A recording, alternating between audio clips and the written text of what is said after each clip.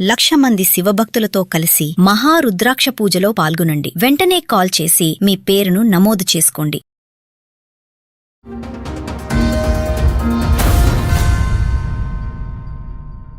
అయితే పెళ్ళైన తర్వాత కొన్ని రోజుల వరకు మా అత్తమామ వాళ్ళు అమ్మాయి బక్కగా ఉంది, పిల్లలు పుట్టారు, డైవర్స్ తీసుకుందామని అన్నారు. ఇట్లా మామూలుగా అక్కడ సర్వెంట్ లాగా వచ్చే మేడం ఒక ఆమె, మార్వాడి ఆమెతో రిలేషన్ లో ఉన్నాడని నాకు తర్వాత చాలా రోజుల తర్వాత తెలిసింది. వేరే అక్రమ సంబంధం ఉందని మీకు తెలియదు మేడం. తర్వాత ఈ రిలేషన్ బయటపడిన తర్వాత హైదరాబాద్ వద్దు, ఈ క్యాటరింగ్ వద్దు అసలు అని నేను అప్పుడు సూసైడ్ చేసుకున్నాను మేడం. ఒకసారి అటెంప్ట్ చేస్తాను. ఓవర్ గా ఎక్కువ నమ్మినా మేడం. అప్పుడు నా వల్ల కాలేదు తట్టుకోవడం. డైలీ లేబర్ గా ఒక ఆమె వస్తుండే మేడం. మళ్ళీ అయితే ఆమెతో రిలేషన్ లో ఉన్నాడంట. ఆ విషయం నాకు తెలియదు. ఎందుకు ఇంతకు ముందు లాగా ఏమైనా ఉన్నాడేమోనని డౌట్ వచ్చి చిన్న యాప్ ఒకటి ఇన్స్టాల్ చేసి పెట్టా మేడం ఆయన మొబైల్లో. పెట్టిన తర్వాత ఒక వారం అయింది, నేను ఆ యాప్ ఒకసారి ఓపెన్ చేసి చూసేసరికి ఫోన్ చేస్తుంది కదా, ఎల్లుంగా నీకు ఇదే పని కదా, భయపడుతున్నావు, అంతగానం భయపడేవాడు నా దగ్గర ఎందుకుంటున్నావు అన్నట్టుగా ఈ కన్వర్జేషన్ ఇద్దరిది కొంచెం వల్గర్ గానే ఇలా నడుస్తుంది. నేను సంబంధం ఉందని ఒప్పుకుంటుందా? ఇద్దరు ఒప్పుకున్నారు మేడం, ఇద్దరు ఒప్పుకున్నారు. నా దగ్గర ఫొటోస్ కూడా ఉన్నాయి మేడం. ఇప్పుడు ఏమంటాడంటే, నువ్వు ఎందుకు భయపడుతున్నావే, అదేం చేస్తావో చూద్దాం, ముందు ఏం చేసుకుంటావో చేసుకో, ఎవరు చెప్పుకుంటో చెప్పుకోపో, ఏదంటే కోర్టులో చూసుకున్నాం పో.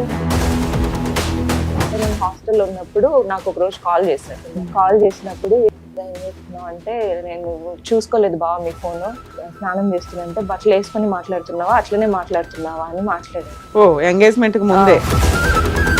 ఇప్పుడు నాకు ఆల్రెడీ పెళ్ళయింది 2014లో. పాప ఉంది నాకు 8 months పాప. బాబుని చూసుకోవడానికి అమ్మ నాన్న హాస్పిటల్లో ఉన్నారు. నేను ఇంటికి వచ్చాను. ఇంటికి వచ్చి వీళ్ళ క్యారేజ్ తీసుకెళ్తుంటే డోర్కి అడ్డంగా కాలు పెట్టేసి పోనివ్వలేనన్ను. నేను ఆ టైంలో తనకి చెప్పలేదు మేడం. వాళ్ళ రిలేషన్షిప్ రూయిన్ చేయడం నాకు ఇష్టం. రోజు ఇంట్లో అక్కతో మేమిద్దరం కొట్లాడి బయటకు వెళ్తుంటే కూడా వాడు నన్ను ఆపడానికి ఇష్టం వచ్చినట్లు పట్టుకో షరీఫ్ లో కార్ ఎక్కించుకొని బాలాపూర్ దాకా తీసుకెళ్లాడు డిక్కీలో. ఎంతసేపు ఉన్నావు అలా డిక్కీలో? ½ an hour ఉన్నా మేడం. అమ్మో.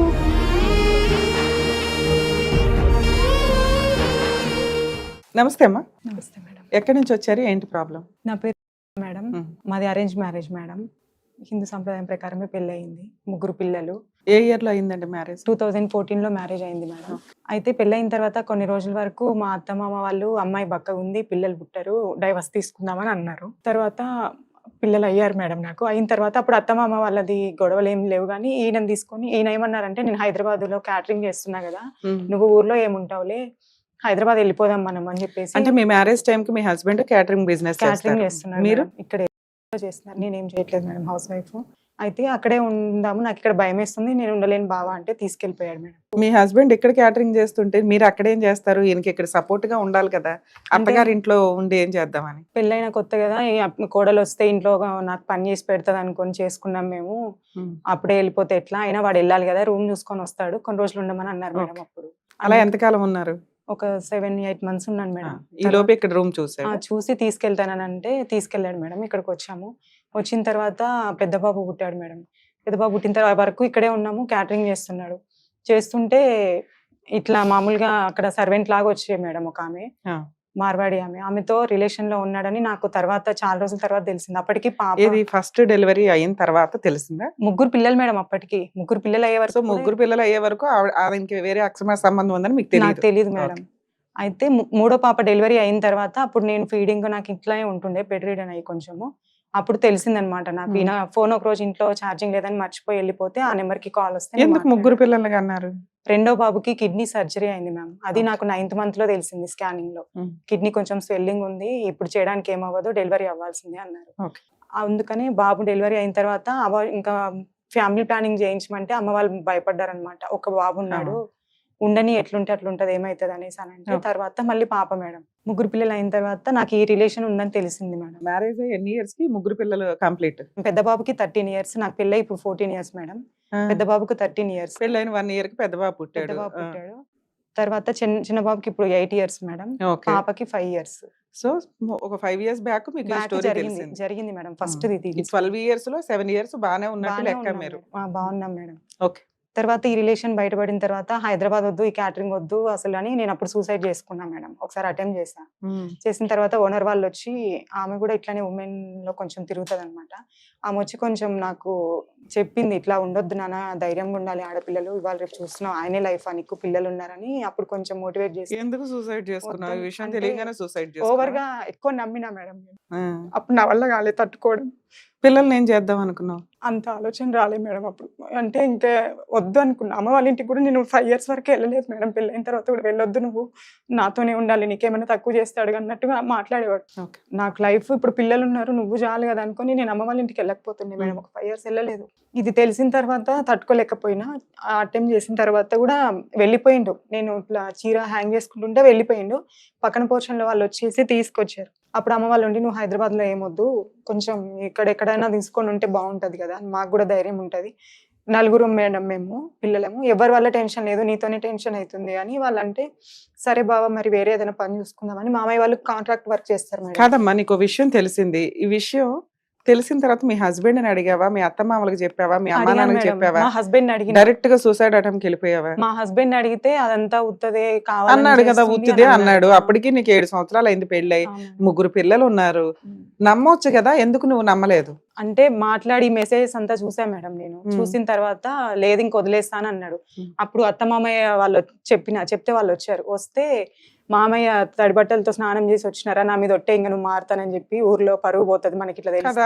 ఈ రకంగా నువ్వు తప్పుని ఐడెంటిఫై చేస్తే అతను భయపడి రియలైజ్ అవుతాను అన్నాడు. మనిషికి ఛాన్స్ ఇవ్వాలి కదా, మళ్ళీ ఎందుకు సూసైడ్ అటెంప్ట్ దాకా ఎందుకు వెళ్ళి? అది ఫస్ట్ తెలిసినప్పుడు జరిగింది మేడం. తర్వాత ఆంటీ వాళ్ళు చెప్పి, ముందు మీ అత్త మామకి చెప్పుకొని పిలుచుకోమ్మా, పిలుచుకుంటే వాళ్ళు ఏమైనా భయం చెప్తారమ్మా అన్న తర్వాత ఇది జరిగింది మేడం.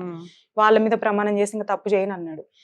సరే మా మామయ్య వాళ్ళందరూ కాంట్రాక్ట్ వర్క్ చేస్తున్నారు నల్గొండలో, మనం కూడా వెళ్ళి ఏదైనా వర్క్ చేసుకుందాము, ఈ ఊరొద్దు, నాకు భయం వేస్తుంది ఇక్కడ ఉండాలంటే, వెళ్ళిపోదాం బావా అంటే సరే అని చెప్పేసి వచ్చినాడు మేడం. ఆడికి వచ్చిన తర్వాత కాంట్రాక్ట్ వర్క్ చేసుకుంటున్నారు. ఎందుకు ఇక్కడ బిజినెస్ సరిగ్గా లేదా, లేకపోతే ఈ అనుమానం ఈ అమ్మాయితో సంబంధం ఉంది కాబట్టి? క్యాటరింగ్ చేస్తారు కదా మేడం, మార్నింగ్ బ్రేక్ఫాస్ట్ నుంచి స్టార్ట్ అయితే ఈవినింగ్ డిన్నర్ వరకు అక్కడే ఉంటుండే అనమాట, ఇంటికి రాకపోతుంది. నాకేమో 3 పిల్లలతో సర్వైవ్ అవ్వడానికి ఇంట్లో ఇబ్బంది అవుతుంది, పట్టించుకోకపోతుండే, భయం వేసేది నాకు. వద్దు అసలు ఈ పనే వద్దులే, అయినా వస్తే రోజుకి ఎంత వస్తాయి, 500-1000 రూపాయల కోసం ఎందుకులే వద్దు అనేసి మామయ్య వాళ్ళకి ఫోన్ చేస్తే, వాళ్ళు ఆల్రెడీ చేస్తున్న వెంచరే మా ఆయనకి ఇచ్చారు మేడం. ఇచ్చి చేసుకోండి మంచిగా ఉంటది ఫీల్డ్ అని అంటే చేసుకుంటున్నాడు మేడం. ఎక్కడైనా చిన్న గొడవ జరిగినా కూడా వెంచర్ లో ఆయన మాట్లాడేది అంత లేదు మేడం. నాకు ఫోన్ చేస్తాడు వెంటనే, తొందర ఇక్కడికి రావే, ఇక్కడ గొడవ అవుతుంది, వాళ్ళతో మాట్లాడాలి వీళ్ళతో మాట్లాడాలి, అగ్రిమెంట్ల మీద సైన్ చేయాలంటే ఆ ప్రాసెస్ ఏదో నాకు అర్థం కావట్లేదు, చదువు. రియల్ ఎస్టేట్ స్టార్ట్ చేశారు? Venture developing madam, contractor, civil contractor లాగా స్టార్ట్ చేసి పాప పేరుతో స్టార్ట్ చేసి. ఏం ఎక్స్పీరియన్స్ సివిల్ కాంట్రాక్టర్ అంటే? మామూలుగా ఒక 20 ఎకరాలు 30 ఎకరాలు అట్లా ల్యాండ్ ప్లేన్ గా పట్టుకొని దాంట్లో మనం కన్స్ట్రక్షన్ బిల్డింగ్స్ అంతా చేసి, అండర్ గ్రౌండ్ వర్క్ కానీ, రోడ్ వర్క్, కరెంట్ లైన్. ఈయనకేం వచ్చు క్యాటరింగ్ నుంచి డైరెక్ట్ గా ఆ ఫీల్డ్ లోకి వెళ్ళడానికి? ఏం వచ్చు? మామయ్య వాళ్ళు చెప్పారు మేడం, నేర్పించారు మొత్తం. అంటే ఫస్ట్ టైం సూపర్వైజర్ లాగా నేర్చుకున్నాడు, తర్వాత ఓన్ గా పట్టుకొని చేసుకోవడం నేర్చుకున్నాడు. ఇది ఎన్ని ఇయర్స్ నుంచి? ఇది ఒక 7 years అవుతుంది మేడం. అక్కడ నుంచి రాగానే స్టార్ట్ చేసాము. చేసిన తర్వాత అక్కడ చిట్యాలలో ఉన్నప్పుడు డైలీ లేబర్ గా ఒక ఆమె వస్తుండే మేడం. మళ్ళీ మేడం అయితే ఆమెతో రిలేషన్ లో ఉన్నాడంట. ఆ విషయం నాకు తెలియదు. ఈ 3 years బ్యాక్, నాకు 2.5 years అవుతుందేమో మేడం, నాకు తెలిసింది ఒక రోజు. అంటే మామూలుగా అసలు ఇప్పుడు కూడా అంతే మేడం, సేమ్. అక్కడ కూడా ఇంట్లో భోజనం చేసేటోడు కాదు, మాతో కలిసి కనీసం టీ తాగేటోడు కాదు. ఇక్కడికి వచ్చిన తర్వాత కూడా మార్నింగ్ లేబర్ వస్తారు, నేను పొద్దున్నే వెళ్ళిపోవాలి వర్క్ చేయడానికి 8 గంటలకల్లా అనేసి ఇక్కడ నుంచి కూడా వెళ్ళిపోయేవాడు. కాకపోతే నీ చేతితో కాఫీ ఇవ్వు, తాగిపోతే నాకు సెంటిమెంట్ అని ఒక కాఫీ మేడం ఆయనతో. అప్పటికి పిల్లలకి 7:30కి బస్ వస్తుంది, 3 పిల్లలకి నేను లంచ్ ప్రిపేర్ చేయాలి, బ్రేక్ఫాస్ట్ ప్రిపేర్ చేయాలి, ఈవినింగ్ స్నాక్స్ అన్ని పెట్టేస్తాను మేడం. 7:30కి మా పక్కన ఫ్లాట్ లో వాళ్ళు కూడా లేవరు, కానీ నేను మా ఆంటీ వాళ్ళే అంటారు, ఆ పిల్ల అంత తొందరగా లేస్తుంది, అసలు మావాడు ఇంకా లేవలేదని అంటారు. ఈయన అంటాడు, ఇప్పుడు నాకు భోజనం పెట్టదు టైంకి, అది చేయదు ఇది చేయదు కాబట్టి నేను చూసుకున్నా అన్నట్టుగా కన్వే చేస్తున్నాడు ఇప్పుడు మా అత్త వాళ్ళందరికీ. అయితే వెళ్ళిపోతారు మేడం పిల్లలతో పాటు. అక్కడికి తొందరగా ఈయన హడావిడిగా ఎక్కడ కాఫీ తాగకుండా వెళ్ళిపోతానని ఆయనతో పాటు సరదాగా కాఫీ తాగడం కోసం నేను 4-5 గంటలకు లేస్తుండే మేడం, చేసేదాన్ని. ఎన్నింటికి వెళ్తాడు మీ ఆయన? చెప్పలేం మేడం, అక్కడ నుంచి ఎప్పుడు ఫోన్ చేసి అది రమ్మంటే వెళ్ళిపోతాడు. 5 కావచ్చు, 7 కావచ్చు, 8 కావచ్చు. నేను అడిగితే మాత్రం లేబర్ వర్క్ ఉంది, వాళ్ళు టైంకి నేను పోకపోతే పని చెయ్యరు అన్నట్టుగా చెప్పేవాడు. అయితే ఉండట్లేదు, ఎందుకో ఇంతకు ముందులాగా ఏమైనా ఉన్నాడేమోనని డౌట్ వచ్చి చిన్న యాప్ ఒకటి ఇన్స్టాల్ చేసి పెట్టా మేడం ఆయన మొబైల్లో. పెట్టిన తర్వాత ఒక వారం అయింది, నేను క్యాజువల్గా ఇన్స్టాలో చూసి ఆ యాప్ అతనిలో డౌన్లోడ్ చేశా ఆయన ఫోన్లో. తర్వాత నేను చాలా రోజుల తర్వాత అమ్మ వాళ్ళు నానేమో కొంచెం మా క్యాస్ట్లోనే ఇట్లా పంచాయతీలు అవి సెటిల్మెంట్ లాగా పెద్ద మనిషిలాగా వెళ్తాడనమాట.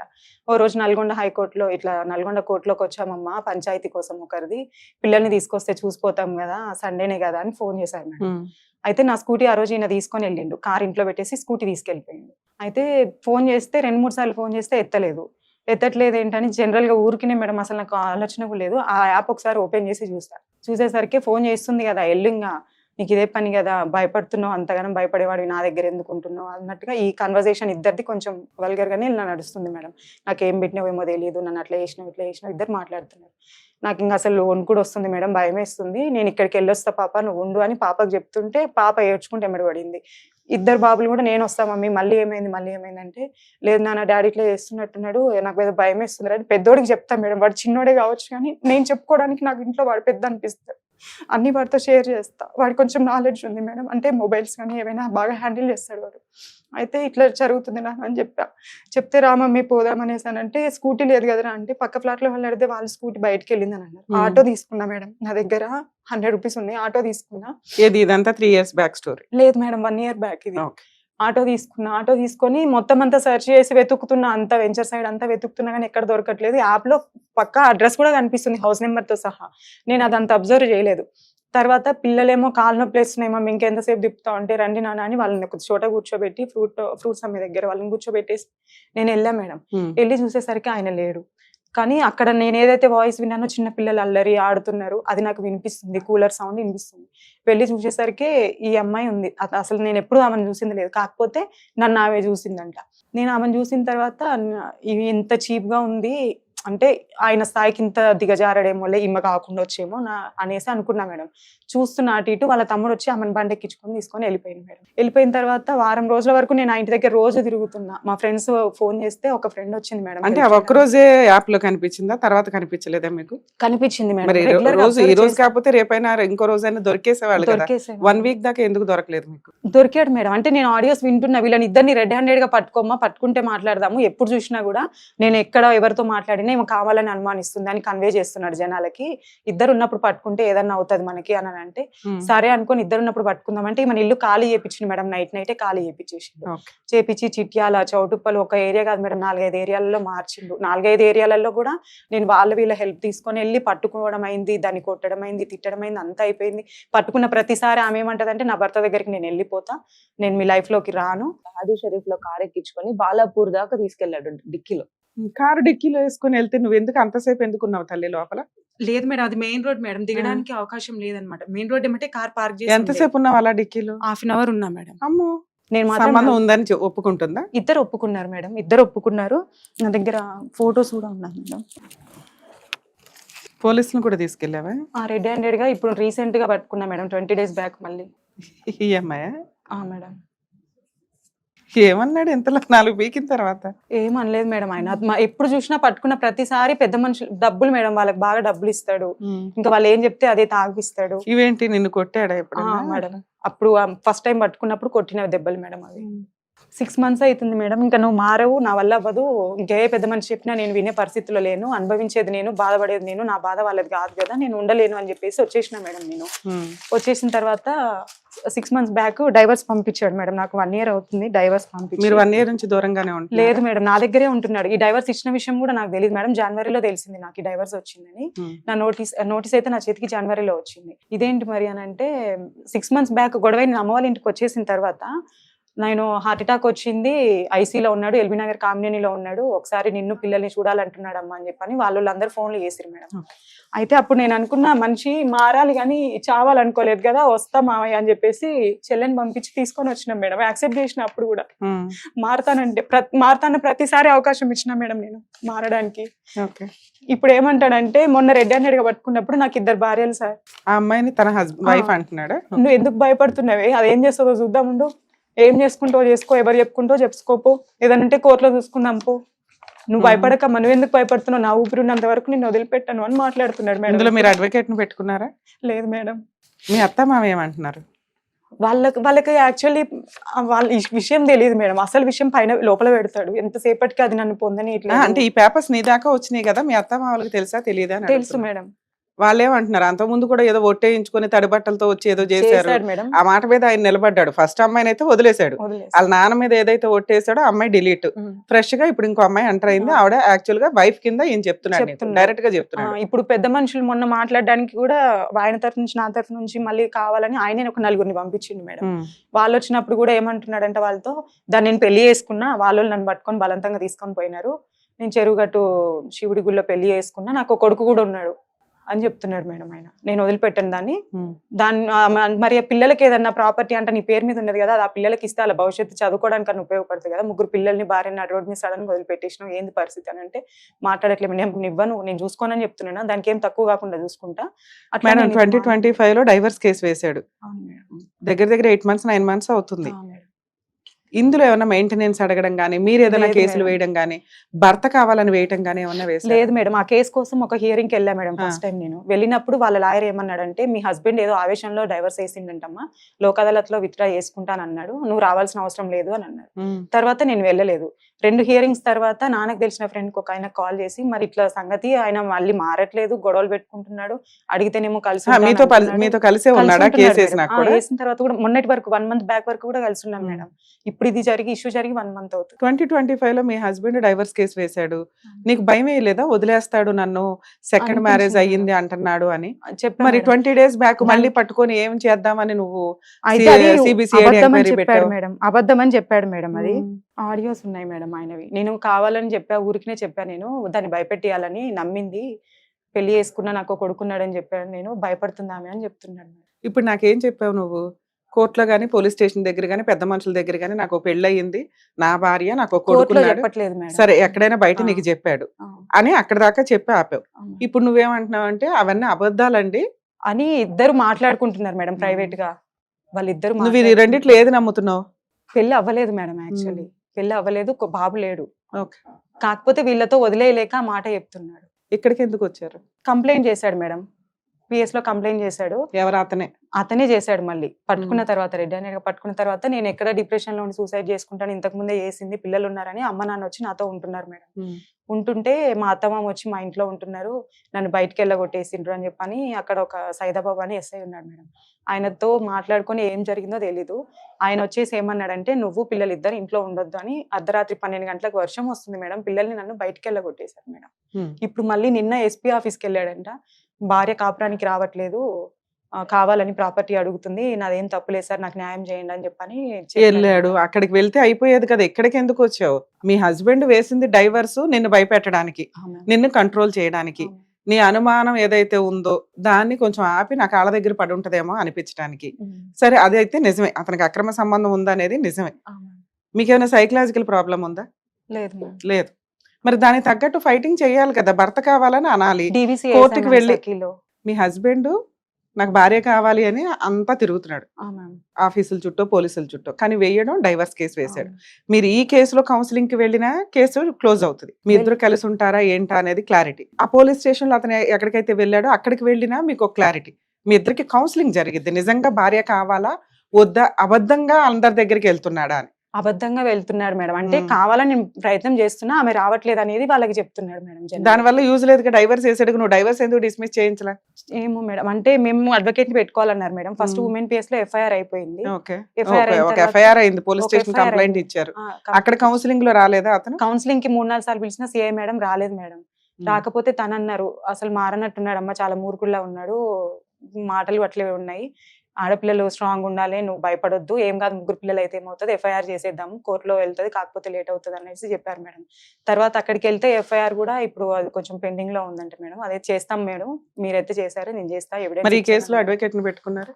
DVCకి పెట్టాను మేడం. ఇది DVC కాదు, డైవర్స్ కి పెట్టలేదు మేడం, MCకి పెట్టలేదు. డైవర్స్ కి పెట్టుకోవాలి, ఏదైతే డైవర్స్ వచ్చేస్తాయి అనే టెన్షన్ ఉందో దానికి మీరు అడ్వకేట్ ని పెట్టుకోవాలి. డొమెస్టిక్ వైలెన్స్ కేసు వేశారు, మళ్ళీ MC ఎందుకు? మీరు మా ఎపిసోడ్లు చూస్తున్నామండి అంటారు, ఎంతన్నా లీగల్ అవేర్నెస్ ఉండాలి కదమ్మా మీకు. టైం పాస్ కి ఎంటర్టైన్మెంట్లకి చూస్తుంటారా ఏంటి? ఇది ఒక్కొక్కళ్ళ కష్టం. ఈ రోజు నువ్వు ఇక్కడ కూర్చున్నావంటే ఇది నీ కష్టం, నీ బాధ, అర్థమవుతుందా? ఇది షో కాదు, అందరం కూర్చొని సరదాగా మాట్లాడుకోవటానికి.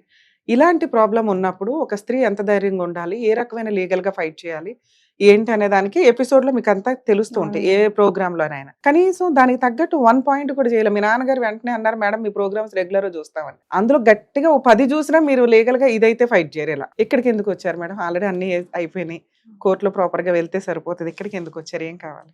ఆయన ఇప్పుడు మాట్లాడతాను రమ్మని అంటున్నారంట మేడం. ఏం మాట్లాడతారు ఇంకా మాట్లాడడా అంటే ఇప్పుడు నాన్నతో కూడా పిల్లలకి మాకు రిలేషన్ ఉందని జనాలకు పబ్లిసిటీ చేస్తున్నాడు మేడం. అవి కూడా రికార్డ్స్ ఉన్నాయి అన్ని. మొన్న మాట్లాడి నైట్ అర్ధరాత్రి ఫుల్ గా తాగేసి పిచ్చి పిచ్చిగా మాట్లాడుతున్నాడు మేడం. ఎక్కడ పోయి ఏదైనా మీ చేసుకున్నామన్నా హస్బెండ్ కూడా- మీరు కావాలి అంటున్నారు, అవునా? లేదు మేడం, పిల్లలకి ఏదైనా ఆయన ఇప్పుడు ఏమంటున్నాడంటే ఆల్రెడీ నా పేరు మీద అమ్మ వాళ్ళు ఇచ్చిన పసుపు కుంకుమ కింద ఒక ప్లాట్ ఉంది మేడం. అది గ్రామ పంచాయతీలో ఉండే ఫస్ట్. ఇప్పుడు దాన్ని నాకు తెలియకుండానే మున్సిపాలిటీ అయిన తర్వాత ఆయన పేరు మీదకి చేయించేసుకున్నాడు. ఆ ప్లాట్ లేదు, ఇప్పుడు నాకేం లేకుండా నడి రోడ్డు మీద నిలబెట్టాడు మేడం. సరే, నన్ను సెటిల్మెంట్ కూర్చొని మ్యూచువల్ డైవర్స్ ఇచ్చేస్తారా? Okay madam. మీ సిస్టర్ మాట్లాడుతుంటున్నారా? చెప్పండి అమ్మా. నమస్తే మేడం. నమస్తే. అక్కకి 2012 లో పెళ్ళయింది మేడం. April 4th కి అన్ని లాంఛనాలు ఇచ్చి 5 లక్షలు కట్నం ఇచ్చి 5 లక్షలు పెళ్లి ఖర్చులు పెట్టుకొని నగలంతా 12 తులాలు గోల్డ్ వరకు ఇచ్చి పెళ్లి ఏదో ఆ చేశారు రోజుల్లో? మేడం. ఆ రోజుల్లోనే 12 తులాలు గోల్డ్ అంతా ఇచ్చి పెళ్లి చేశారు మేడం. పెళ్లి ఎంగేజ్మెంట్ అయ్యే ముందరే ఇప్పటిదాకా మీ సిస్టర్ చెప్పినవన్నీ నిజాలేనా? ఆమె యాక్చువల్లీ ఆయన మీద ఇంకా ప్రేమతోనే ఉందని అనిపిస్తుంది మేడం. ఆమె నా మాట విన్నాడు అన్నట్లుగా చెప్తుంది కానీ నెవర్ అది ఎప్పుడు జరగలేదు అంటే అసలు. స్టార్టింగ్ నుంచి ఫస్ట్ 7 years బానే ఉన్నాం అంది. అదే చెప్తాను మేడం. ఆ. యాక్చువల్ గా పెళ్లికి ముందే, ఎంగేజ్మెంట్ కంటే ఒక 4 days ముందే, అంటే నాన్న ఏ పర్స్పెక్టివ్ లో చూసారంటే పొలం ఉంది, ఊరి వాళ్ళు, వీళ్ళ కల్మషం ఎక్కువగా ఉండదు అండ్ అంత పొల్యూట్ అయి ఉండరమ్మా, మంచి వాళ్ళలాగే ఉన్నారు అనే సంబంధం చూసి వచ్చారు మేడం. చూసి వచ్చిన తర్వాత సరే మాట్లాడదామని చెప్పి మా చెల్లి ఉంది, నా బావ నా పక్కన మాట్లాడతారంట మీతో అని చెప్పేసి జస్ట్ బిఫోర్ ఎంగేజ్మెంట్ మాట్లాడతాం కదా మేడం, మాట్లాడితే ఓకే అన్నారు. తర్వాత చూసారు, ఇంటికి వచ్చి మమ్మల్ని చూసారు. ఈమె తనకు అసలు పెళ్లి చేసుకోవడమే ఇష్టం లేదు మేడం. ఆయన ఇంటికి వస్తే కూడా మాట్లాడడానికి వెళ్ళేది కాదు. అమ్మే బలవంతంగా పోమ్మా మాట్లాడు, ఏమనుకుంటారు అని మాట్లాడించింది. మాట్లాడిన తర్వాత నాకు కూడా ఆయనతో మాట్లాడినప్పుడే తేడాగా అనిపించాడు. తర్వాత నేను హాస్టల్లో ఉన్నప్పుడు నాకు ఒక రోజు కాల్ చేశారు. కాల్ చేసినప్పుడు ఏం చేస్తున్నావు అంటే, నేను చూసుకోలేదు బావ మీ ఫోను, స్నానం చేస్తున్నా అంటే, బట్టలు వేసుకొని మాట్లాడుతున్నావా అట్లనే మాట్లాడుతున్నావా అని మాట్లాడాడు. ఓ ఎంగేజ్మెంట్ కి ముందే? ఈమె రెండో బాబుకి బాలేదన్నాడు కదా మేడం. అప్పుడు నాకు ఆల్రెడీ పెళ్ళయింది 2014 లో. పాప ఉంది నాకు 8 months పాప. బాబుని చూసుకోవడానికి అమ్మ నాన్న హాస్పిటల్లో ఉన్నారు. నేను ఇంటికి వచ్చాను. ఇంటికి వచ్చి వీళ్ళ క్యారేజ్ తీసుకెళ్తుంటే డోర్ కి అడ్డంగా కాలు పెట్టేసి పోనివ్వలే నన్ను. నేను ఆ టైంలో తనకి చెప్పలేదు మేడం, వాళ్ళ రిలేషన్షిప్ రూయిన్ చేయడం నాకు ఇష్టం లేదు. నేను మొన్న గొడవ అయ్యేంత వరకు కూడా చెప్పలేదు తను మిస్బిహేవ్ చేశాడన్న విషయం. మొన్న గొడవ అయ్యాక చెప్తే తను రియలైజ్ అయింది. ఒక రోజు ఇంట్లో అక్కతో మేమిద్దరం కొట్లాడి బయటకు వెళ్తుంటే కూడా వాడు నన్ను ఆపడానికి ఇష్టం వచ్చినట్లు పట్టుకొని నలిపేస్తుంటే, ఆ తర్వాత ఈ మార్వాడి అమ్మాయి ఇష్యూ జరిగింది మేడం. ఈ మార్వాడి అమ్మాయి ఇష్యూ జరిగిన తర్వాత తను మాట్లాడుకున్నాక ఆయన ప్రతిసారి వేధింపే, నిన్ను పెళ్లి చేసుకున్న దగ్గర నుంచి నాకు కలిసి రావట్లేదు, నేను ఈ పనే చేసుకోవాలా, నేను కంచాలు కడుక్కోవాలా. ఆ మార్వాడి అమ్మాయి కూడా ఎవరు మేడం, క్యాటరింగ్ లో వీళ్ళు వస్తారు కదా సర్వింగ్ చేయడానికి, ఆ అమ్మాయి. ఈమె సర్వెంట్ కాదు, క్యాటరింగ్ లో సర్వీస్ చేయడానికి వచ్చేది. తను ఎప్పుడు తన పని తనే చేసుకుంటుంది. ఇప్పటి వరకు కూడా ఆమె సుఖంగా ఉన్నదైతే లేదు. ఆ అమ్మాయి ఎపిసోడ్ అయిపోయిన తర్వాత ఈ అమ్మాయి, ఇప్పుడు మాట్లాడుకున్న అమ్మాయి, ఈ అమ్మాయితో మాట్లాడడము, ఈ రిలేషన్షిప్ అంతా మేము ఫైట్ చేయడం అంతా ఒక ఎత్తు అయితే, ఆ అమ్మాయి ఫోన్ కాల్స్ ఇప్పుడు మాకు వినిపిస్తుంది యాప్ లో కదా, కాబట్టి మేము వింటున్నాం. ఆమె ఏమంటది, ఆమె నన్ను ఇంటికి వచ్చింది, వాళ్ళందరూ నా ఇంటికి వచ్చి నా మీద కొట్లాడిర్రు, దాన్ని అట్లెట్లా వదిలిపెడతావు నువ్వు ఇప్పుడు దాన్ని కొట్టాలి, నాకు వినపడాలి, నువ్వు దాన్ని కొట్టడం నేను వినాలి అని ఫోన్ లైన్ లో ఉండి కొట్టమనేది. కూరగాయలు తీసుకుని ఈయన ఇంటికి వస్తుంటే, ఇంటికి పోతున్నావు ఇవాళ నువ్వు దాన్ని కొట్టడం నేను వినాలనేది. ఎవరెవరో మంత్రవాదులు వాళ్ళ దగ్గరికి వెళ్ళి చిట్టీలు తెచ్చి ఇంట్లో కాల్చడము. ఈమె ఆర్సీ గేట్ దగ్గర వీళ్ళ చెల్లెలు వాళ్ళ ఇంట్లో వెళ్ళి దాక్కున్నాడు మేడం కొన్ని రోజులు. నా భర్త నాకు అప్పచెప్పండి అని వాళ్ళ చెల్లి వాళ్ళ ఇంటి దగ్గరికి వెళ్ళి 3 పిల్లల్ని పెట్టుకొని పోయిన సంవత్సరం వర్షంలో నడి రోడ్డు మీద కూర్చుంటే వాళ్ళ చెల్లి వాళ్ళు మొత్తం ఒక 30 మంది వచ్చి అమ్మని అక్కని కొట్టి పంపించేశారు. కొట్టి పంపించిన తర్వాత ఈయన వెళ్ళి ఇట్లా ఎందుకు చేస్తున్నావు బావా, ఇంటికి రాని కనపడితే ఒక రోజు అడగడానికి వెళ్తే ఈమె వెళ్ళింది. ఈమెను మళ్ళీ ఎక్కడ కొడతారని నేను వీడియో తీస్తుంటే, అమ్మాయిని ఎక్కువ రెగ్యులర్ కొడుతూ ఉంటాడు, రెగ్యులర్ గా కొడతానే ఉంటాడు మేడం. అమ్మని నాన్నని కూడా వేధిస్తాడు వాడు, ఇష్టం వచ్చినట్లు మాట్లాడతాడు. అసలు ఆ మాటలు ఎట్లాంటివి అంటే ఇంకా అసలు అవి బూతులు కూడా కావు మేడం. అట్లాంటి బూతులు కనీసం వాయి వరుస కూడా ఉండదు ఆ బూతులు మాట్లాడడానికి. మొన్న మాట్లాడుతున్నాడు. మీరు ఎంతమంది అమ్మా? 3 ఆడపిల్లలు, ఒక అన్న మేడం. మీ అన్నయ్య ఏం చేస్తున్నారు? అన్నయ్య పెయింటింగ్ కాంట్రాక్ట్ చేసుకుంటాడు మేడం. వీళ్ళిద్దరు ఎప్పటిదాకా కలిసి ఉన్నారు? ఇప్పటికి 14 ఇయర్స్ 16 ఇయర్స్ 14 ఇయర్స్ ఇప్పుడు లాస్ట్ గా విడిపోయి ఎంత కాలం అవుతుంది? 1 మంత్ అంటే నేను వెళ్ళట్లేదు, నువ్వు నన్ను నమ్మట్లేవు, నువ్వు ఇవంతా పెట్టొద్దు, నా ఫోన్లలో యాపిల్ పెట్టొద్దు, నన్ను ట్రాక్ చేయొద్దు, నువ్వు నన్ను అనుమానిస్తే నేను ఈ పని చేస్తా, నువ్వు అనుమానించకపోతే నేను చేయను. సరే, అనుమానం అనే విషయం ఆయన అక్రమ సంబంధం అనే విషయం పక్కన పెట్టండి, మిగతా లైఫ్ బానే ఉందా లేదా? మిగతా అంటే మేడం, ఈమెతో ఉంటాడు అంటే మొన్న ఆర్సీ గేట్ లో గొడవ జరిగినప్పుడే ఈమెను డిక్కీలో వేసుకొని వెళ్ళిపోయాడు 100 స్పీడ్ లో. నేను మా హస్బెండ్ తో వెనక కార్ లో చేస్ చేస్తూ వెళ్తున్నాము, ఆర్సీ గేట్ లో మన పహాడీ షరీఫ్ మేడం, పహాడీ షరీఫ్ లో కార్ ఎక్కించుకొని బాలాపూర్ దాకా తీసుకెళ్లాడు డిక్కీలో. కారు డిక్కీలో వేసుకుని వెళ్తే నువ్వు ఎందుకు అంతసేపు ఎందుకున్నావు తల్లి లోపల? లేదు మేడం, అది మెయిన్ రోడ్ మేడం, దిగడానికి అవకాశం లేదనమాట. మెయిన్ రోడ్ ఏమంటే కార్ పార్క్ చేసి ఎంతసేపు ఉన్నావు అలా డిక్కీలో? హాఫ్ అన్ అవర్ ఉన్నా మేడం. అమ్మో, హాఫ్ అన్ అవర్ వరకు అక్కడ నుండి బాలాపూర్ వాళ్ళ చెల్లెలు వాళ్ళ ఇంటి వరకు తీసుకెళ్లాడు మేడం. వాళ్ళ చెల్లెలు వాళ్ళ ఇంటి గేట్ దగ్గర కార్ ఆపితే వెళ్తాడేమో లోపల, కానీ కార్ డిక్కీలోంచి అప్పుడు నేను దిగా మేడం. దిగి ఫోన్ అందులో వేసా, లొకేషన్ అమ్మ వాళ్ళకి షేర్ చేసి ఉండే, నేను నన్ను ఫాలో అవుతున్నారు అనేసి. అప్పుడు పోలీసులు ఫోన్ చేయాలి కదా, చేశారా చేయలేదా? చేశాను మేడం, ఏమైంది ఆ కేసు? ఏమైంది? అది అసలు సపరేట్ కేసు. వైఫ్ ని కారు డిక్కీలో వేసి తీసుకెళ్లడం ఒక హాఫ్ అన్ అవర్ అనేది చేశాం మేడం. అప్పుడు చేస్తే లేదమ్మా ఇది ఆ ఏరియా కిందకి వస్తుందని వాళ్ళు చెప్పారు, ఈ ఏరియా కిందకి వస్తుంది, అక్కడ కాల్ చేయాలని వాళ్ళు చెప్పారు మేడం.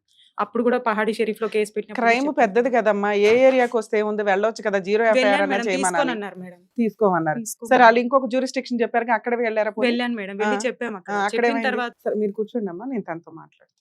90% లీగల్ ప్రొసీడింగ్స్ లో ల్యాక్ ఆఫ్ అవేర్నెస్ చాలా ఉన్నప్పటికీ, ఆఫ్టర్ లాక్డౌన్ కానీ అంతకుముందు కానీ బేసిక్ గా ఒక ఉమెన్ కి ఏ చట్టాలు ఉంటాయి, ఎక్కడికి వెళ్తే ప్రొసీడింగ్స్ ప్రకారం ఫ్రీ సర్వీసులు దొరుకుతాయి అనేది కూడా మేము ఎప్పటికప్పుడు ఎక్స్ప్లెయిన్ చేస్తూనే ఉన్నాం. ఈ స్టేజ్ లో లేకపోతే ఇంకొక ప్రోగ్రామ్ స్టేజ్ లో ఏవైతే ఉన్నాయో అవి డైరెక్ట్ గా మీకు తెలియటం వల్ల ఈజీగా వచ్చేస్తే పని అవుతుందని అనుకుంటారు తప్ప, గవర్నమెంట్, జుడిషియరీ, కోర్టులు ఎక్స్పెన్సెస్ పెట్టి legal cell authority, Lok Adalat అని అడ్వకేట్లు పెట్టుకోలేని వాళ్ళకి ఫ్రీ సర్వీసులు ప్రొవైడ్ చేశారు. బేసిక్ ఒక ఉమెన్ 498 డొమెస్టిక్ వైలెన్స్ మెయింటెనెన్స్ కేసులు వేస్తుంది. హస్బెండ్లు భార్యని కాపరానికి రమ్మనో వద్దనో కేసులు ఫైల్ చేస్తూ ఉంటారు. తెలియక అన్ని రకాల కేసులు వేసుకుంటూ కూర్చుంటారు. కానీ పోలీస్ స్టేషన్ కేసు మీరు ఆల్రెడీ ఫైల్ చేశారమ్మా, 498 కేసు, అది ప్రాపర్గా వేస్తున్నట్టే లెక్క. ఇక్కడ మనం మాట్లాడుకోవాల్సింది ఈ యాప్ల గురించి. ఫ్యామిలీ మ్యాటర్స్లో సీక్రెట్గా యాప్స్ పెట్టి కనిపెట్టే ఎవిడెన్స్ లీగల్గా వ్యాలిడా కాదా? ఒకటి, ఈ ప్రోగ్రామ్కి ఈ అమ్మాయితో పాటు వాళ్ళ నాన్నగారు, అమ్మగారు, సిస్టర్స్, మేబీ వాళ్ళ బ్రదర్స్ కూడా ఉండుంటారు. ఇందులో ఒక స్త్రీ చూడకూడని ఫొటోస్ ఉన్నాయి, ఒక పురుషుడు చూడకూడని ఫొటోస్ ఉన్నాయి. ఇద్దరు లవర్స్ వాళ్ళు పర్సనల్గా పంపించుకునేవి ఈ అమ్మాయి వచ్చి నాకు చూపించింది. మేబీ వీళ్ళ నాన్నగారు చూస్తుంటారు. ఇప్పుడు వీళ్ళ నలుగురు దృష్టిలో నేను ఆ ఫోటో చూసిన దాన్ని. ఇది రేపొద్దుట కోర్టులో ఫైల్ చేస్తే లీగల్గా వ్యాలిడ్. సెన్స్ ఉండాలా, కొన్ని ఫోటోలు చూపించాలా చూపించకూడదా అనేది బేసిక్ నాలెడ్జ్. అర్థమవుతుందా? మీరు నన్ను ఇన్సల్ట్ చేసినట్టు లెక్క. మీరు ఆ ఫోటో చూపించి, నీకు తెలియదు అందులో ఏం ఫోటో ఉందని? మీకు సైకలాజికల్ ప్రాబ్లమ్ అని ఎందుకు అడిగానో తెలుసా? ఏం ముద్రిస్తావు అది చూపించి నాకు, ఏం చేద్దామని? అంటే ఆయన ఎంత దిగజారు. అవునమ్మా, ఒక పర్సనల్ ఫోటోలు అంటే ఎస్టిమేట్ చేయలేని స్టేజ్లో నేను లేను ఇక్కడ. ఒక కోర్టు ఉండదు, ఒక జడ్జి ఉండరు, అందరికీ పర్సనల్ ఫోటోలు అంటే ఈ రోజున బట్టలు ఇప్పుకొనే దిగుతున్నారు అందరు. అవునా? ఆ ఫోటో మీరు ఎంత త్వరగా పక్కన పడేసుకుంటే అంత బెటర్. దరిద్రం అనమాట. ఆ దరిద్రం వాళ్ళిద్దరికీ సెట్ అవుతుంది. అక్రమ సంబంధాలు పెట్టుకున్న వాళ్ళకో, లవర్స్కో, వైఫ్ అండ్ హస్బెండ్కో మూడో వ్యక్తి చూడటం అనేది అసహ్యకరమైన విషయం. వాళ్ళ వాల్యుబుల్ టైం ఎందుకు స్పాయిల్ చేయడం? నేను చాలాసేపు సైలెంట్గా వింటూ ఎందుకు కూర్చున్నానంటే ఫ్రీజ్ అయింది కాసేపు నాకు. ఇంత అసహ్యకరమైన ఫోటో నాకెట్లా చూపిస్తుంది ఈ అమ్మాయి అని. చాలా కేసుల్లో చూస్తామండి, ఒక స్త్రీకి సంబంధించిన పర్సనల్ విషయాలు, ఆ అమ్మాయి ప్రాస్టిట్యూట్ అయినా, అమ్మాయి తిరుగుబోతైనా, అమ్మాయి అక్రమ సంబంధం అయినా, వేరే ఎవ్వడికి కూడా ఆ ఫోటోలు చూపించే రైట్స్ మీకు లేవు. లీగల్గా అది చాలా సీరియస్ కేసు. ఈవిడ బాధితురాలు, ఒక రకంగా విక్టిమ్. కానీ విక్టిమ్స్ అంతా చేసే పని ఏంటంటే ఎక్స్ట్రా మ్యారిటల్ అఫైర్స్ ఉన్న వాళ్ళ ఆయన 4 పీకితే సరిపోయేదిగా. తప్పు చేసింది ఎవరో, అమ్మాయి లైఫ్ స్పాయిల్ చేసింది ఎవరో, వాళ్ళ ఆయన. ఆ అమ్మాయి కాకపోతే ఇంకో అమ్మాయి, ఇంకో అమ్మాయి కాకపోతే ఇంకో అమ్మాయి, తిరుగుతానే ఉంటాడు. అలాంటి వెధవని ఏం చేయాలని చూడడం మానేసి ఆడాళ్ళ మీద పడడం కామన్ అయిపోయింది. దానివల్లే అడల్టరీ కేసు ఎత్తిపడేశారు. ఆడాళ్ళు తన్నుకుంటున్నారని ఈ రోజున కాలర్ ఎగరేసుకుని అక్రమ సంబంధాలు పెట్టుకుంటున్నారు. పెద్ద పెద్ద విఐపీలు కూడా అదే డైలాగ్ చెప్పుకుంటూ కూర్చుంటారు, అక్రమ సంబంధాలు కోర్టే, సుప్రీంకోర్టే ఓకే చేసిందని. ఎందుకంటే దాని క్రైమ్ పర్సంటేజ్ ఎక్కువ పెరిగిపోవడం వల్ల తీసి పడేశారు. అదే అమాయకురాలు మళ్ళీ ఈ అమ్మాయి. ఫోటోలు, పర్సనల్ ఫోటోలు మీకు దొరికితే, అక్రమ సంబంధం ఫోటోలు మీకు దొరికితే, అవి ఓన్లీ మీ ఎవిడెన్స్ కోర్టుకి మాత్రమే సబ్మిట్ చేయాలి. ఇంక్లూడింగ్ మీ అడ్వకేట్స్‌కి కూడా అప్పుడే ఇవ్వొద్దు. ఎందుకంటే ఒక్కోసారి ఏ అడ్వకేట్స్ ఎట్లాగో కూడా మీకు తెలియదు. 2 అవతల వ్యక్తి యొక్క పర్సనల్ ఇన్ఫర్మేషన్ ఒకవేళ అది ఆళ్ళదే అని తెలిసినప్పుడు ఆళ్ళు డిఫమేషన్ కేసులు ఫైల్ చేస్తారు. అలాగే ఒక భార్యాభర్తల యొక్క పర్సనల్ కొంతమంది బెడ్‌రూముల్లో యాపులు పెట్టడం, బెడ్‌రూముల్లో సీసీ కెమెరాలు పెట్టడం, అది చాలా పెద్ద సీరియస్ క్రైమ్. మీకు నచ్చలేదంటే నచ్చలేదు అంతే. దానికి తగ్గట్లు ఫైట్ చేయండి. బెడ్‌రూముల్లో సీసీ కెమెరాలు పెట్టి ఒక స్త్రీ యొక్క పర్సనల్ దీన్ని బయటికి తీసుకొచ్చే రైట్స్ ఎవ్వరికీ లేవు. సో, ఇది తెలియక అది కోర్టుకి ఉపయోగపడతదా లేదా అనేది లీగల్‌గా యూజే లేదు. ఒకవేళ అదృష్టం కొద్దీ మీకిప్పుడు పాపం తనకు దొరికినట్లు ఏమన్నా దొరికితే అవి సీక్రెట్‌గానే ఉంచుకోండి. వాటిని కోర్ట్‌లో అవసరం ఉంటేనే ప్రొడ్యూస్ చేయండి. ఎందుకంటే ఈ కేసులన్నీ కూడా 99% సెటిల్‌మెంట్‌లు అయిపోతాయి. ఇక మూడో విషయం యాప్‌లు డౌన్‌లోడ్ జేయడం. ఎందుకు ఈ యాప్ డౌన్‌లోడ్ చేస్తున్నాం? అక్రమ సంబంధం ఉంది. డౌటే లేదు. పాపం తను 2, 3 సార్లు కనిపెట్టింది. మరి ఆ వ్యక్తిని కనిపెట్టి ఏం చేద్దాం అనుకుంటున్నారు? మ్యూచువల్ డైవర్సా?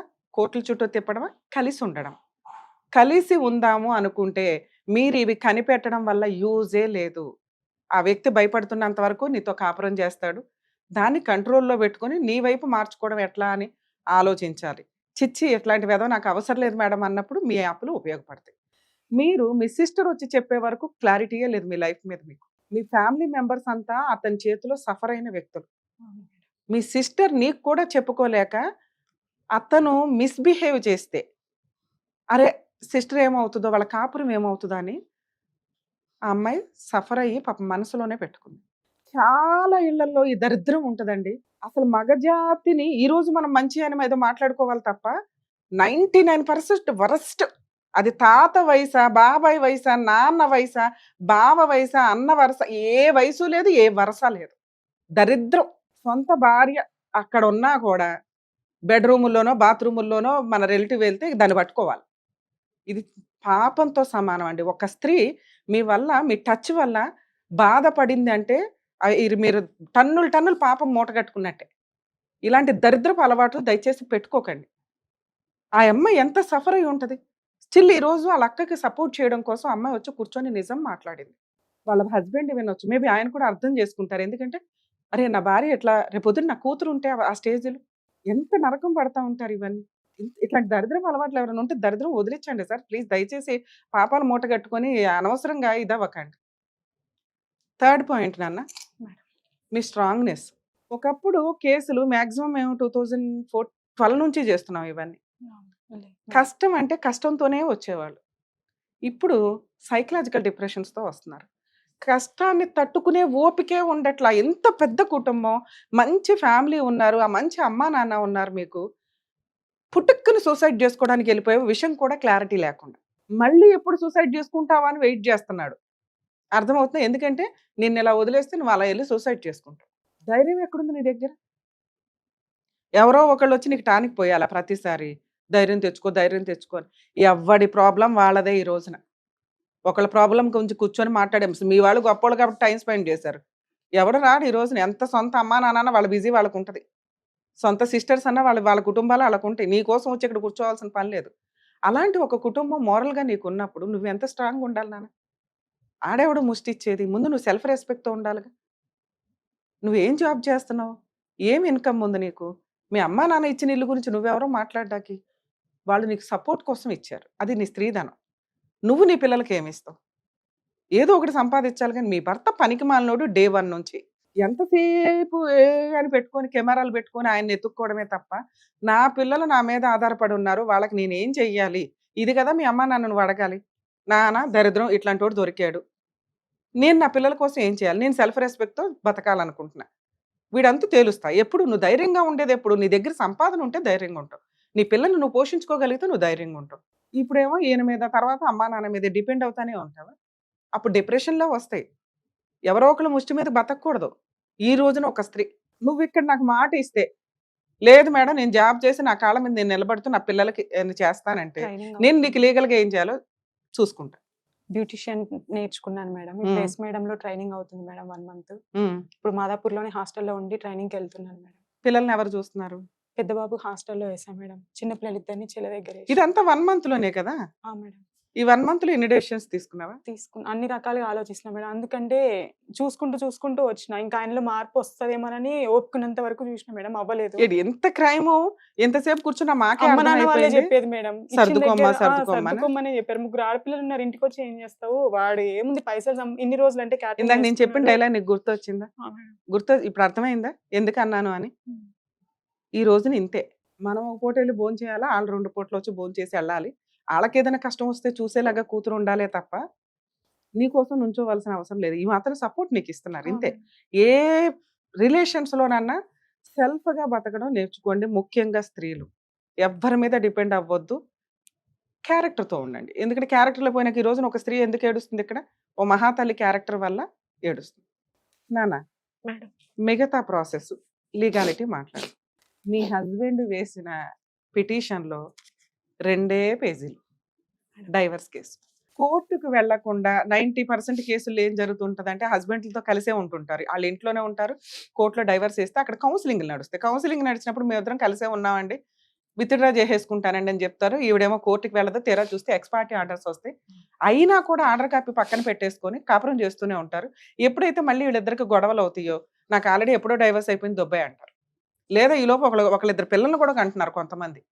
ఎప్పుడైనా ఒక డైవర్స్ కేసు పెండింగ్ ఉంటే ఆ మహిళలు గుర్తుపెట్టుకోండి. ఆ కేసు లోక్ అదాలత్‌లోనో, కోర్టులోనో విత్‌డ్రా అవ్వాల్సిందే. మీరు మీ హస్బెండ్‌తో కలిసి ఉండాలి అనుకుంటే. నమ్మనే నమ్మొద్దు. ఎందుకంటే ఇదంతా డేంజర్ కేసు. ఒకసారి ఇది అయిపోయినాక మన కోర్టుల్లో మొత్తుకోవడానికి టైము సంవత్సరాలు పట్టేస్తది. కోర్టులో ఈ రోజున బాధపడేది ఎందుకంటే సంవత్సరాలు పడతది కాబట్టి ఈ టీవీ షోలు ఇంతలా హిట్ అయిపోతున్నాయి. ఇమ్మీడియేట్ రిజల్ట్ కావాలి. వేరే కంట్రీలో ఇమ్మీడియేట్ రిజల్ట్ 3-6 మంత్స్ మాక్సిమం అంతే. ఇక్కడ మెయింటెనెన్స్‌లు రావు. సెటిల్మెంట్‌లు అవ్వు. ఆ ఆస్తులకు సంబంధించిన ఇన్ఫర్మేషన్ ఉండదు. భార్యాభర్తలు కలపడం ఉండదు. విడగొట్టడం ఉండదు. ఎందుకంటే మన కుటుంబ వ్యవస్థకి ఎక్కువ ఇంపార్టెన్స్ ఇస్తాం కాబట్టి సంవత్సరాల తరబడి కోర్టుల్లో ఉంచటం వల్ల విడిపోదాం అనుకున్న వాళ్ళు విడిపోలేకపోతున్నారు. కలిసి ఉందాం అనుకున్న వాళ్ళు కలిసి ఉండలేకపోతున్నారు. పిల్లలు సర్వనాశనం అయిపోతున్నారు. ఇద్దరు తల్లిదండ్రుల చేతిలో పెరగాల్సిన పిల్లలు. నాన్న మీ కేసులో మీరు 498 ఫైల్ చేశారు. అందరి మీద వేశారా? ఓన్లీ హస్బెండ్ మీద వేశారా? మా మరిదిది ఎక్కువ ఉంటది మేడం. మా మరిది ప్రోద్బలం ఎక్కువ ఉంటది. మా రెండో ఆడబిడ్డ వాళ్ళ భర్త ఎక్కువ ఉంటది. అందరిది ఎఫ్ఐఆర్‌లు అవ్వాలి. ఎఫ్ఐఆర్ అయిన వాళ్ళందరి పేర్లు చార్జ్ షీట్‌లో ఉండాలి. ఇది కొంచెం కాన్సంట్రేట్ చేయండి. రెండో కేసు మీరు డొమెస్టిక్ వైలెన్స్ వేశారు. డొమెస్టిక్ వైలెన్స్ కేసు అనేది చాలా కేసులతో సమానం. మీరు మెయింటెనెన్స్ మళ్ళీ ఫీజులు పెట్టుకొని విడిగా వేసుకోవాల్సిన అవసరం లేదు. డొమెస్టిక్ వైలెన్స్ కేసులోనే మెయింటెనెన్స్ కూడా వేసుకోండి. మీ హస్బెండ్ పేరు మీద ఏదైనా ప్రాపర్టీస్ నీ ప్రాపర్టీ కొట్టేశాడు అన్నావు చూసావా? దానికి సంబంధించిన పర్మిషన్ పిటిషన్ కూడా వేసుకోండి. ఆ ప్రాపర్టీ నీకు రిజిస్ట్రేషన్ అవ్వాలి. ఇవన్నీ ఒక తాళీ లెక్క. ఒకే కేసులో 5 రకాల కేసులు, సివిల్ కేసులు, క్రిమినల్ కేసులు, ప్రొటెక్షన్ కేసులు ఇవన్నీ కూడా దీంట్లోనే వేసుకోవచ్చు పిటిషన్స్. అయితే డీవీసీ కేసు సఖీ సెంటర్‌లో ఇచ్చాను మేడం. ఆ. ఇచ్చిన తర్వాత అక్కడ మేడం ఏమన్నారంటే, ఇది డీవీసీ అమ్మ మెయింటెనెన్స్ కాదు. అది కూడా మీరు ప్రైవేట్‌గా ఏసుకోవాల్సి వస్తది. దానికైతే సెపరేట్ లాయర్‌ని పెట్టుకోవాలి. ఈ డైవర్స్‌కి కూడా సెపరేట్ లాయర్‌ని పెట్టుకోవాలన్నారు. తర్వాత మళ్ళీ మేము ఒకసారి మీకు నల్గొండ కోర్టులో సఖీ సెంటర్‌లో అడ్వకేట్‌ని ప్రొవైడ్ చేయలేదా గవర్నమెంట్ చేసింది అడ్వకేట్‌ని? మేడం. మరి చేశారు.